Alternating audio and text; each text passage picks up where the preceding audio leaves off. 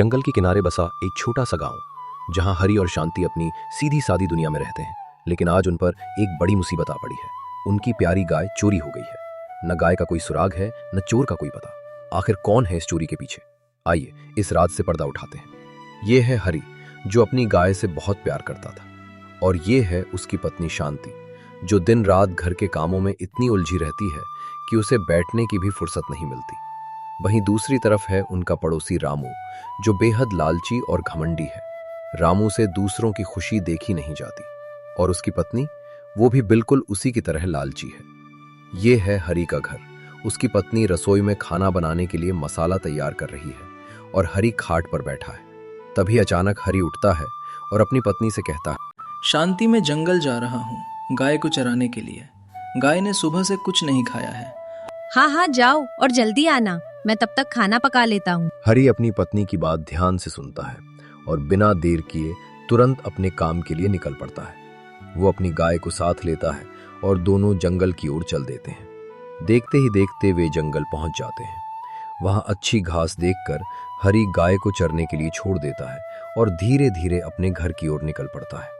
देखते ही देखते हरी अपने घर पहुंच जाता है। वहीं दूसरी ओर हरी का पड़ोसी रामू भी बहुत तेजी से कहीं जा रहा है। रामू भी जंगल के रास्ते से जा रहा था। तभी उसे अचानक वो गाय दिख गई। रामू गाय के पास जाकर बोलता है, ये सुनसान जंगल में ये सुंदर सा गाय किसका है? आज देखना पड़ेगा यह गाय किसका है। नती तो रामू ये बोलकर उधर से चला जाता है। ये हरी की पत्नी शांति, जो अपने घर पर खाना पका रही है। चूल्हे में खाना पक रहा है और वो सब्जी काट रही है।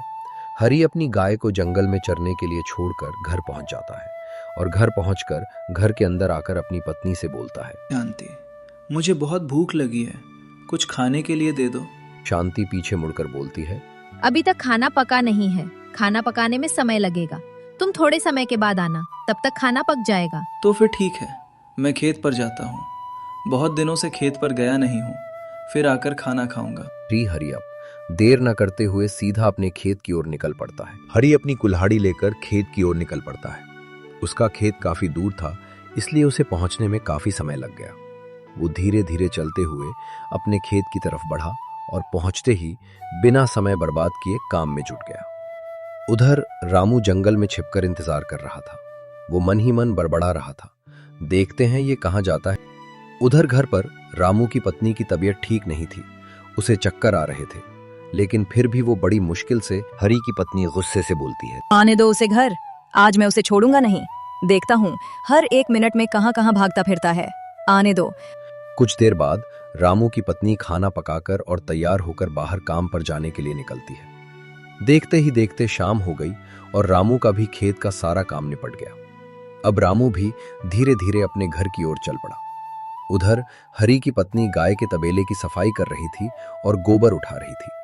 तभी अचानक हरी वहां आ पहुंचा और अपनी पत्नी से कुछ कहने लगा, खेत का काम सारा हो गया है, कुछ खाना बनाओ, मुझे बहुत जोरों की भूख लगी है। हाँ, सब खाना बन गया है, तुम घर जाकर खाना खा लो, मुझे अभी भी थोड़ा काम बाकी है।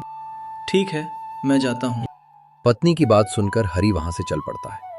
घर पहुंचकर वो थाली में खाना परोसता है और घर के एक कोने में कुर्सी पर बैठकर चैन से खाने लगता है। तभी हरी की पत्नी घर के आंगन में धीरे धीरे झाड़ू लगा रही होती है। अचानक हरी की नजर उस पर पड़ती है और वो अपनी पत्नी को आवाज देकर कुछ कहता है, से जंगल जा रहा हूँ गाय को लेने। मैं उसे बहुत दूर छोड़ आया था, इसलिए मुझे वापस आने में रात भी हो सकती है। मैं चलता हूँ। हाँ ठीक है, जाओ, जल्दी वापस आना, मुझे भी थोड़ा काम निपटाना है। ये बोलकर वे दोनों वहां से चले गए। देखते ही देखते वो घने जंगल में पहुंच गया और अपनी गाय को ढूंढकर उसे लेकर घर की ओर चल पड़ा। तभी उसका पड़ोसी रामू वहां आया और बोला, ओहो, तो ये गाय मेरे पड़ोसी हरी की है, अब मजा आएगा। रामू ये बोलकर तेजी से अपने घर की ओर चल पड़ा।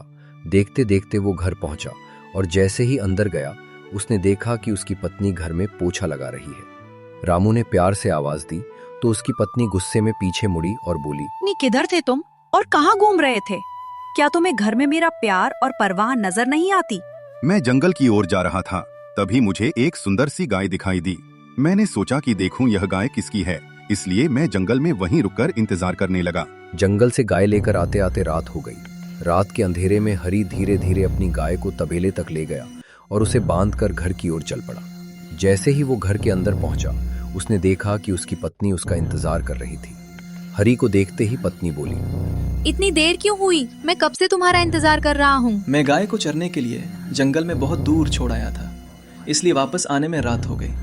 मुझे बहुत नींद आ रही है, मैं सोने जा रहा हूँ। ठीक है, जाओ, जल्दी सो जाओ। मुझे भी बहुत नींद आ रही है, मैं भी सोने जा रही हूँ। ये बोलकर दिन भर की थकान में हरी सोने के लिए चल पड़ा। उसकी पत्नी ने भी देर न करते हुए वो भी सोने चली गई। रात बहुत गहरी हो चुकी थी। सन्नाटा इतना था कि हवा की सरसराहट भी सुनाई दे रही थी। घर के भीतर रामू की पत्नी गहरी नींद में सोई थी, जबकि रामू कोने में बैठा चुपचाप पानी पी रहा था। उसकी आंखों में नींद का नामो निशान नहीं था।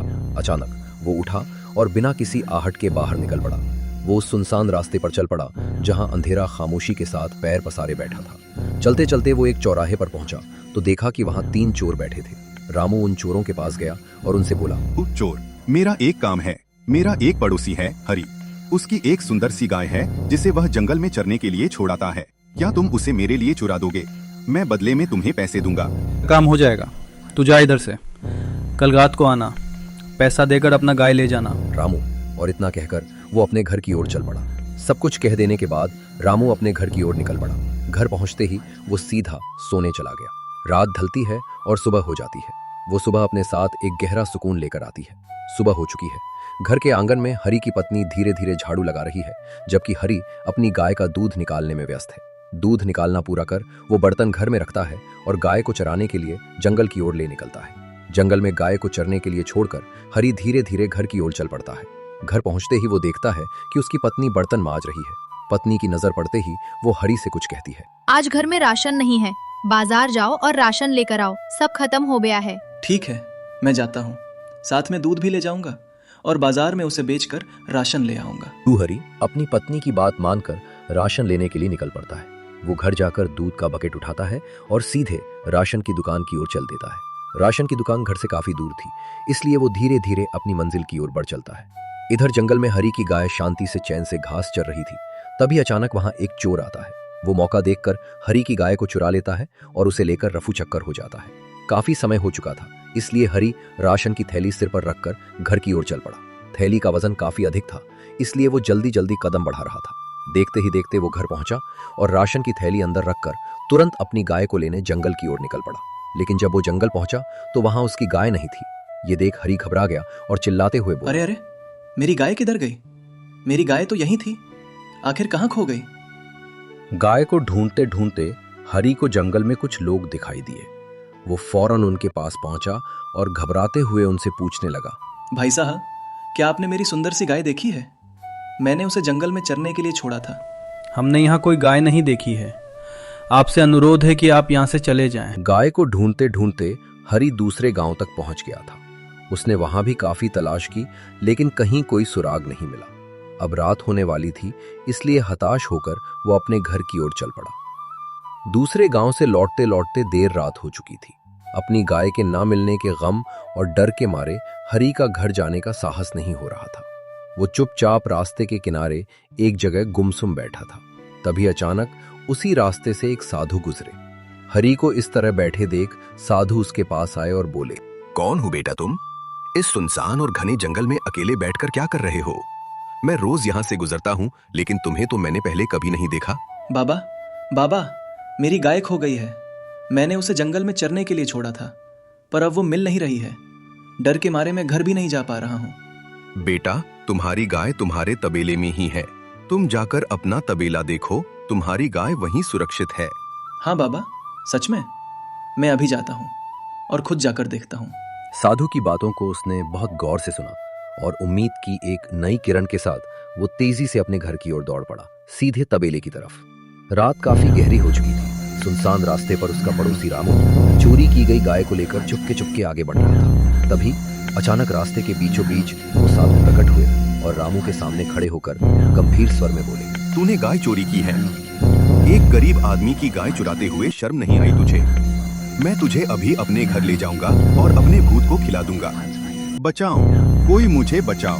यह मुझे अपने घर ले जाकर अपने भूत को खिला देगा। साधु की डांट और चेतावनी सुनकर रामू डर के मारे वहां से भाग खड़ा हुआ। साधु ने गाय को संभाला और उसे लेकर सीधे हरि के घर की ओर चल दिए। तबेले में पहुंचकर उन्होंने गाय को सुरक्षित बांध दिया और चुपचाप वहां से चले गए। कुछ देर बाद जब हरि तबेले पहुंचा तो उसने देखा कि उसकी गाय वहां आराम से सो रही है। ये देखकर वो हैरान रह गया, लेकिन बिना किसी से कुछ कहे वो चुपचाप अपने घर की ओर बढ़ गया। घर पहुंचते ही उसने देखा कि उसकी पत्नी उसका बेसब्री से इंतजार कर रही थी। हरि को देखते ही उसने पूछा, तुम कहाँ थे और इतनी देर तक कहाँ रहे? आज घर आने में इतनी रात कैसे हो गई? आज तुम्हें क्या बताऊं, जंगल में क्या क्या हुआ और मैं कहाँ कहाँ घूमा। बहुत तेज भूख लगी है, मुझे पहले कुछ खाना दे दो। खाना खाने के बाद रात को तुम्हें सब विस्तार से बताऊंगा। पत्नी ने देर न करते हुए तुरंत हरि के लिए खाना परोसा। तो दोस्तों, कैसी लगी आपको ये कहानी? मुझे तो ये जानकर बहुत अच्छा लगा कि अंततः हरि को अपनी खोई हुई गाय वापस मिल गई। अगर आपको ये वीडियो पसंद आया हो तो इसे लाइक करें और हमारे चैनल को सब्सक्राइब करना ना भूलें।